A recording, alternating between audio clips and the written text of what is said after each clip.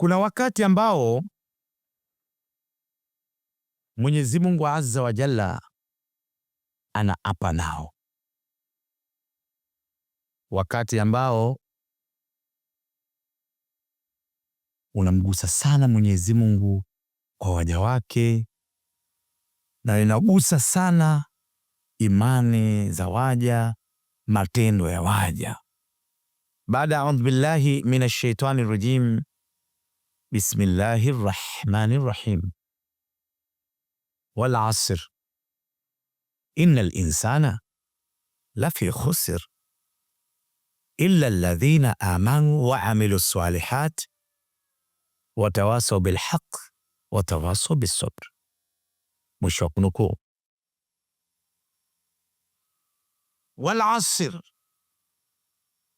Mwenyezi Mungu anaapa kwa wakati unaoishia,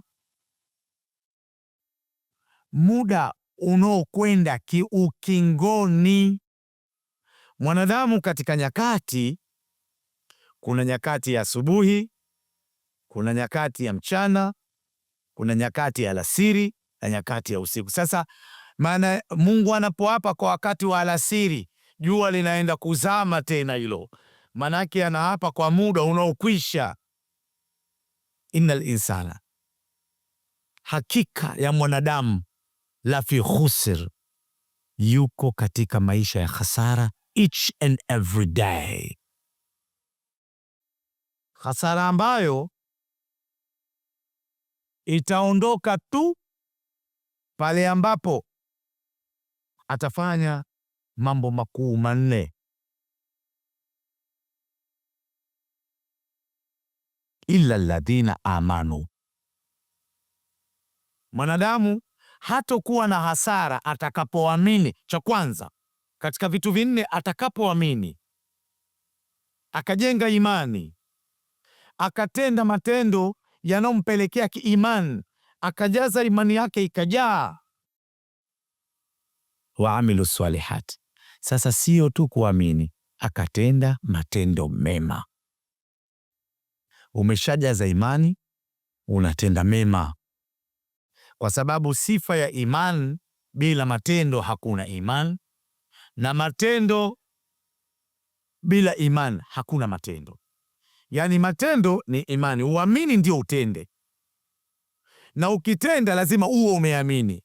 Hapa ni lazima hivi vitu viwili viende mushabaha, na kama hakuna kimoja, matendo matupu hayafui dafu, na imani tupu bila matendo haifui dafu. Watawasaw bilhaq, na ukahimiza kutenda haki, maanake ukahimiza kufanya vile vinavyotakiwa katika utaratibu wa Uislamu. Yani ukakataza mabaya, ukaamrisha mema, kwamba hili ni sahihi lifanywe, hili si sahihi liachwe. Ndio utaratibu. Kwa mantiki hiyo, kingine katika haya yote matatu, watawasaw bisabr, na kausiana ufanya subra. Ya kwanza, illa alladhina amanu wa amilu salihat watawasaw bilhaq watawasaw bisabr. Sasa hapa kwenye kusubiri, hapa subra ina uwanja mpana sana. Subra ni sehemu ya kuonyesha utu wa muumini wa kweli. Subra ni moja kati ya ibada ngumu kwa mwanadamu kama hana yaqeen kwa lile analolifanya, na hii inatupelekea sisi kujua kwamba tunapofanya jambo lolote lazima kwanza imani itangulie, matendo yafuate, tuamrishane mema na tukatazane mabaya, na pia tusubiri katika nyakati mbalimbali na katika madhila yanayotukuta na mambo yanayotukuta katika maisha yetu ya kidunia. Na kusihi ndugu yangu Muislamu, maisha haya unamuona Mungu ameapa kwa wakati, Manake wakati ni kitu chenye kupita. Huu wakati tutakwenda kuulizwa huu mbele ya Mwenyezi Mungu. Umri wako umeutumiaje? Wakati uliokuwa nao duniani umeutumiaje?